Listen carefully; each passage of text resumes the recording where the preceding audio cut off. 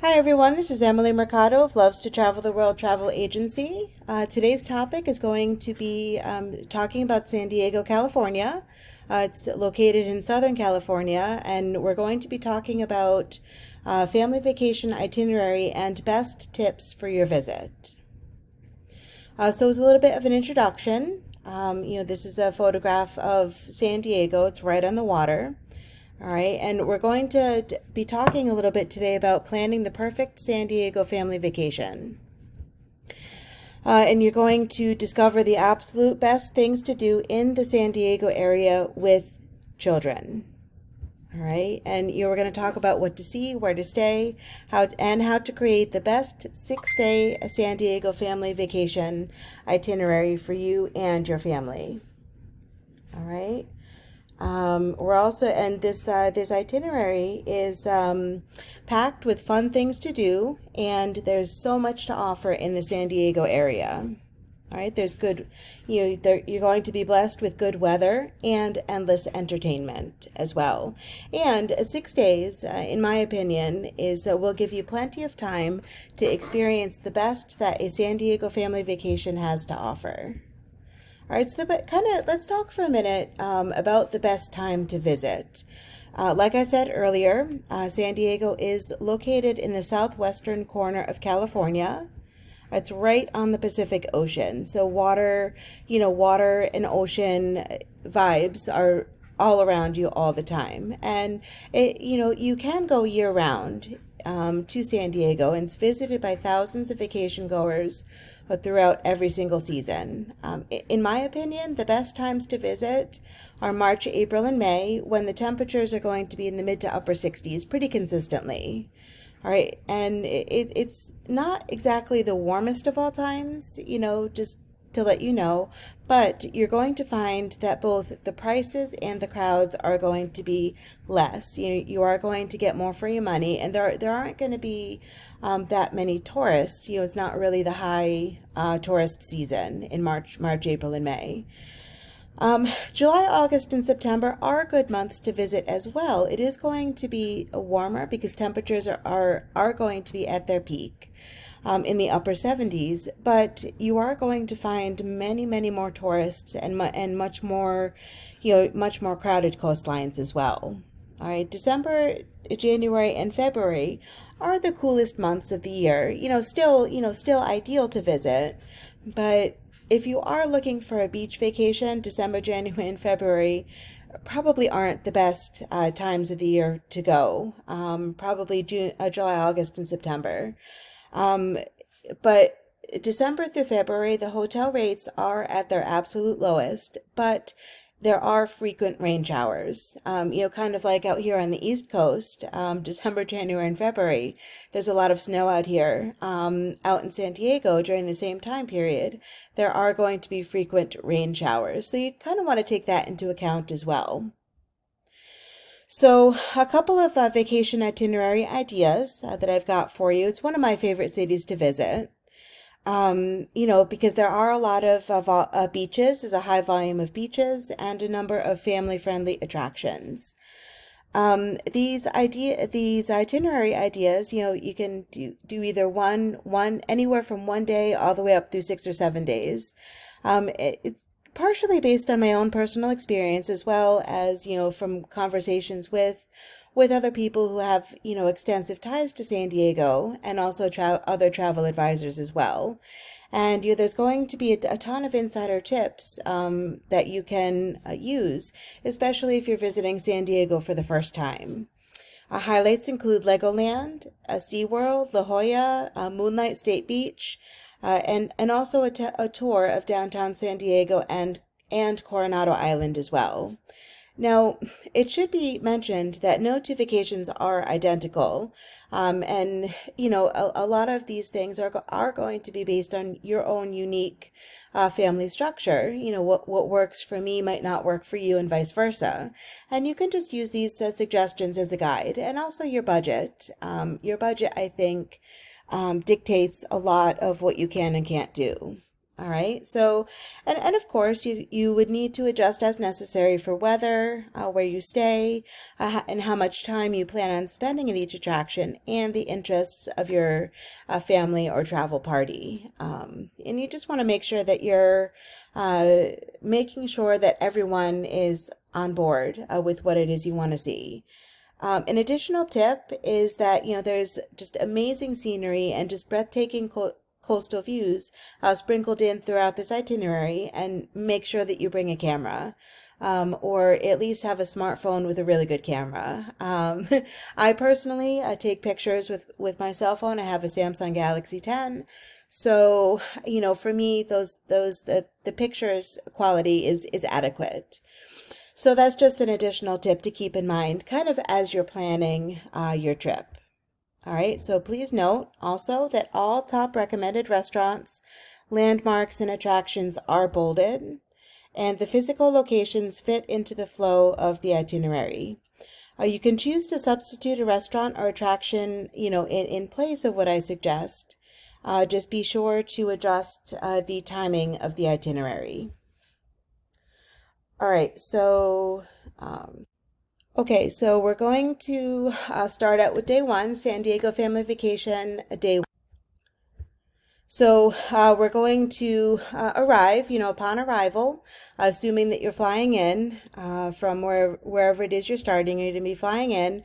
And my suggestion would be to eat lunch at the Corvette Diner, which is which is very, very close to the San Diego airport. And then, if you have children, as many do, after lunch, you're going to drive and then check into the Legoland Hotel. And you can enjoy the Lego-filled atmosphere and the myriad of activities that you can find at the hotel. And then you're going to want to check out Brick's Family Restaurant, which is located right on site at the Legoland Hotel.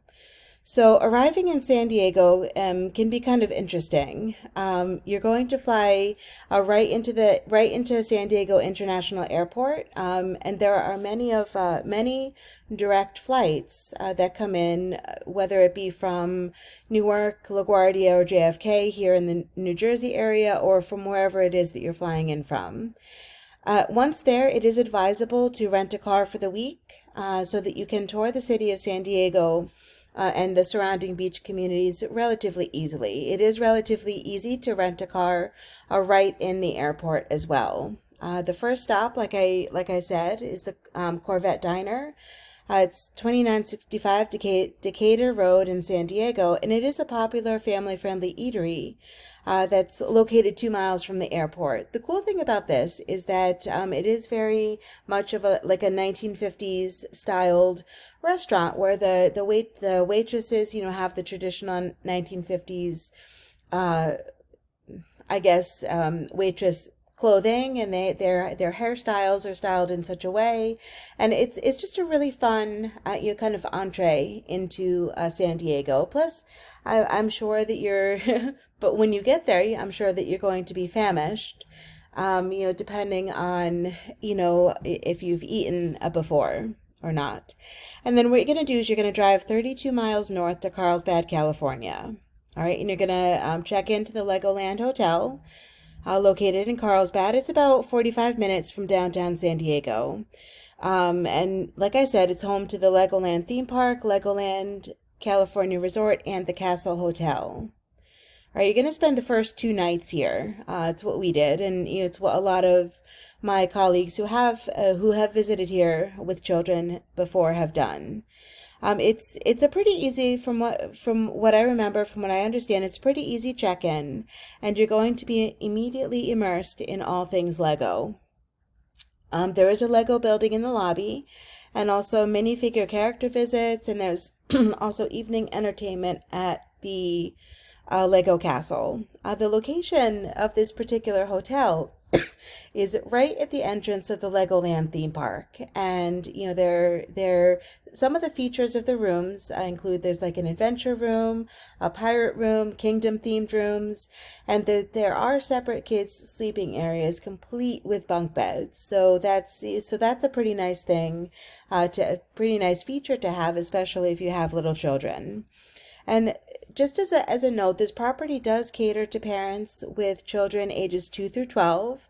And so you do want to keep in mind that you do need to be prepared for some noise and some occasional messes. If you don't have kids, or if your kids are slightly older, this might not be the best choice for you. But, I'm going on the assumption with this particular itinerary that if you have children, they're anywhere between 2 and 12 years old. All right, so day two, San Diego Family Vacation, day two. All right, you're going to spend the entire day at the Legoland California theme park. And my suggestion would be to eat at the Ninja Kitchen and to try the banh mi Vietnamese sandwiches. Delicious. And you can also take a break from all the rides, and visit the Sea Life Aquarium, which is right next door. All right, and then you can actually, if you're hungry for when you get hungry for dinner, you can follow your nose to Knight's Smokehouse Barbecue, which is right in the park, for a little bit of dinner. All right, so Legoland, California. As you can probably tell, this is a Lego creation of San Francisco. Famous row houses. But anyway, there are more than 60 rides, shows, and attractions in this fun, colorful theme park dedicated to Lego bricks. It's a perfect place for any Lego aficionado to kind of check out and spend some time. Is definitely worth checking out. Now, it's important to keep in mind that theme park admission is not included in the room rates, but you do get early morning access. So you would need to pay for admission, as a separate fee. For between 9:30 and 10 o'clock in the morning, hotel guests do get exclusive access to rides before the general public is able to come in. Now, right in the center of Legoland is Miniland USA. As you can see right here, there's all kinds of major U.S. landmarks: Washington, D.C., New York City, Vegas, San Francisco, New Orleans, and all of these U.S. landmarks they're all made out of Lego bricks. It's just a wonderful display, to see just a different perspective on major points within the USA.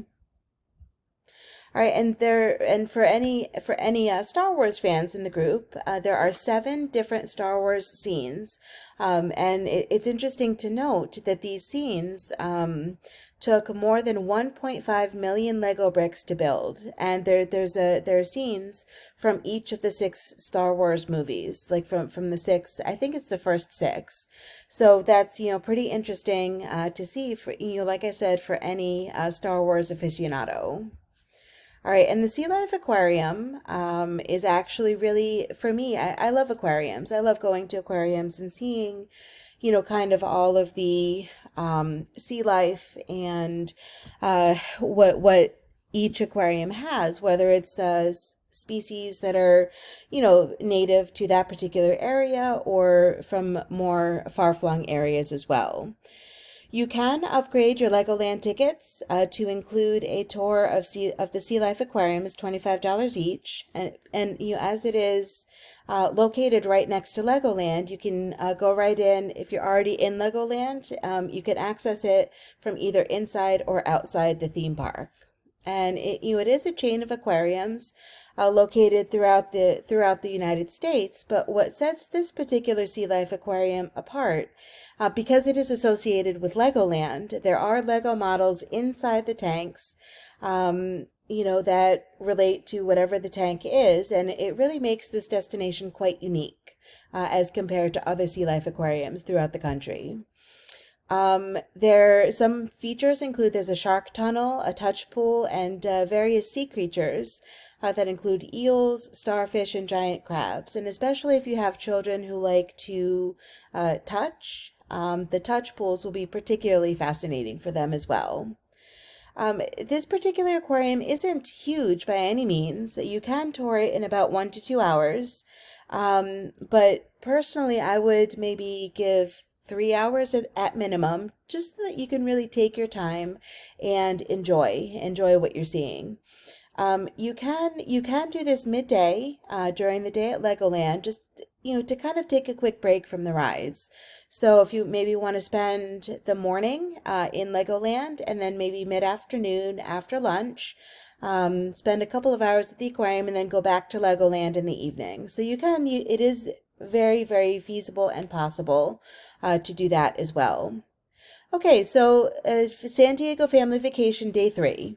All right, we're halfway through our 6 day itinerary. We're going to switch hotels.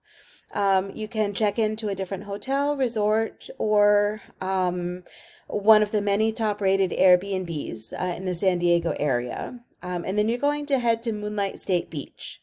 All right, it's a wonderful beach that's very family friendly, and they definitely have a lot to offer. And you can grab lunch at the taco stand, which is definitely a local favorite, and it's located 1 block off the beach.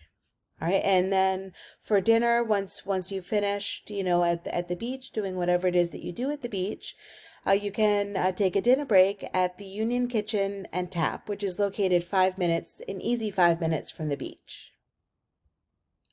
So let's talk about Moonlight State Beach for a little bit. It is a large family-friendly beach where there are 3 sand volleyball courts and also a large grassy park with a kids' playground. So if your children want to take a break from the sand and the waves, they can go play on the kids' playground for a while. And the slope of the beach is very gradual, which and it makes for a very safe experience, because if you have a more sharp slope, then it does make for a little bit more challenges. But because the slope of the beach is so gentle, it really makes playing in the surf more fun and very, very, very safe for everyone. And there are lifeguards all throughout the beach, and they do have a significant presence on the beach as well. It's a great place where you can watch the surfers as well, or even if any of you or your families are surfers, this is the perfect place for you to go. And also if you're looking to build some sandcastles and pick up some seashells. I love picking up seashells on the beach, so for me this would be a really good place to go. All right, so San Diego Family Vacation Day 4. You can spend an entire day riding the rides, seeing shows, and visiting the animals at SeaWorld San Diego. SeaWorld, there's plenty of SeaWorlds around the country, but it's definitely worth it to visit here. All right, and you can grab pizza for lunch at Mama Stella's Pizza Kitchen, which is located inside the park. And I would also consider a Dine with the Orcas dinner for a chef-crafted meal, which provides a poolside patio. There's a poolside patio next to SeaWorld's orca whales. Orca whales are also known as killer whales.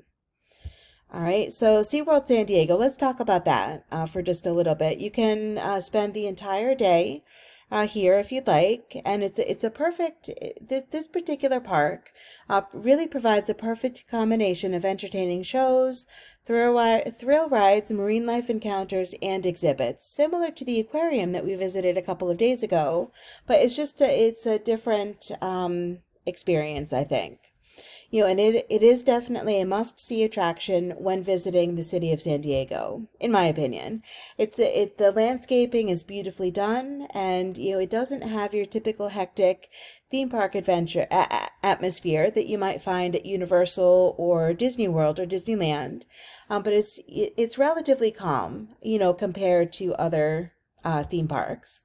And there is definitely something special about getting up close and personal to beautiful sea animals in brilliant, brilliant blue water.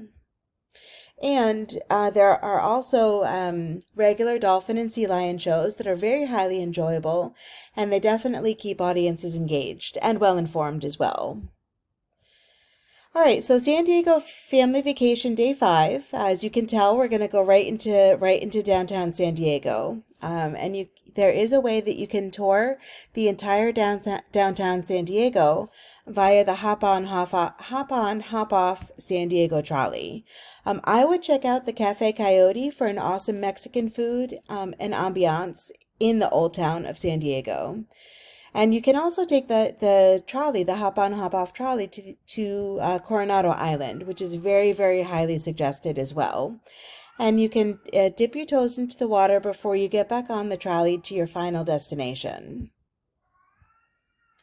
So the hop on, hop off San Diego trolley tour is definitely something advisable, very highly suggested for you to do if if you want to incorporate some sort of learning about where where it is that you are, and you can experience a little bit of everything the city of San Diego has to offer. And the best way is to just leave your car and do so by the trolley tour. And it was voted the best way to see the city. All right, it is a continuous 25-mile loop with 10 designated stops throughout the city. And you guests can choose actually whether or not to get off at a stop, and you can actually spend as much time as you want exploring that area. And then once you're done exploring that area, you can make your way back to the trolley stop, and you can get on the next trolley.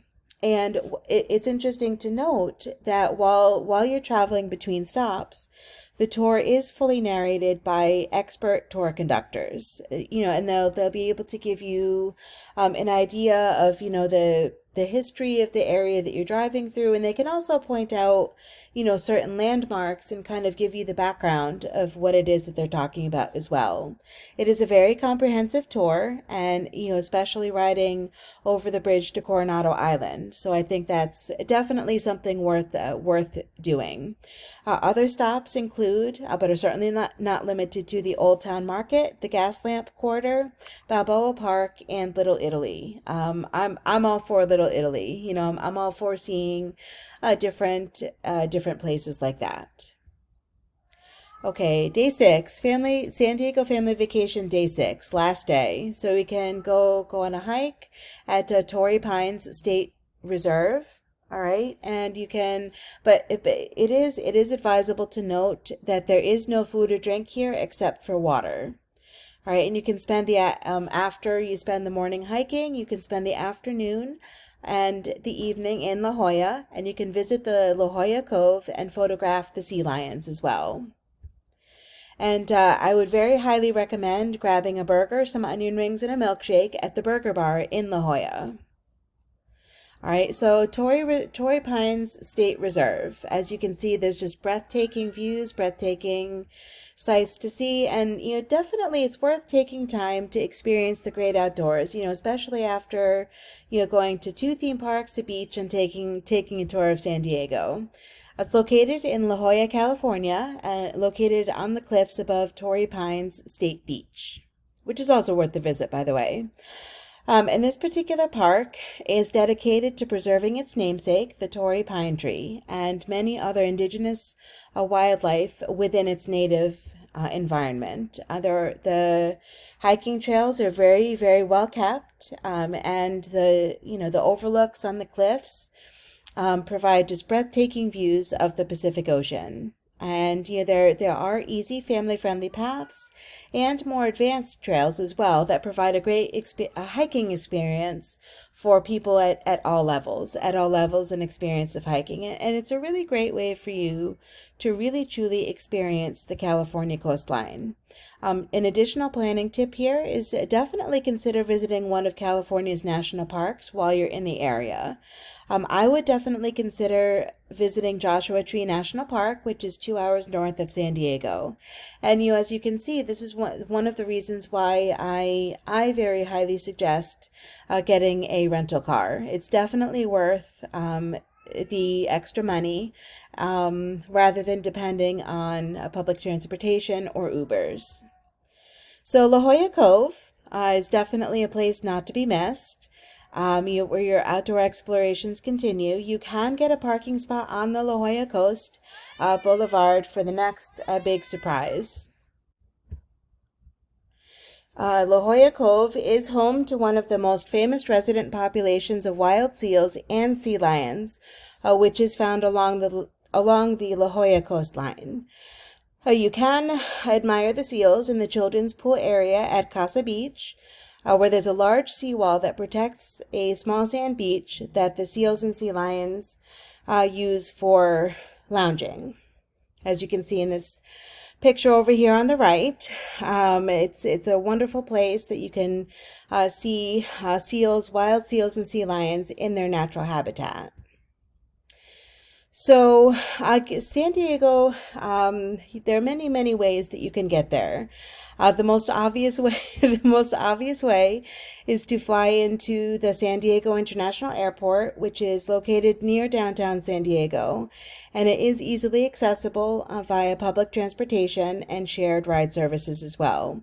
All of you, if you're going to go the rental car route, all major rental car companies are available at the airport, and there are regular airport shuttles from the terminals to various points around the city, which can be booked ahead of time through whatever hotel that you're going to be staying at.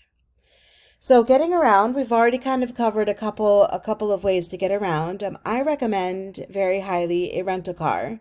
Um, because everything is so spread out and there are so many beautiful surrounding areas to see.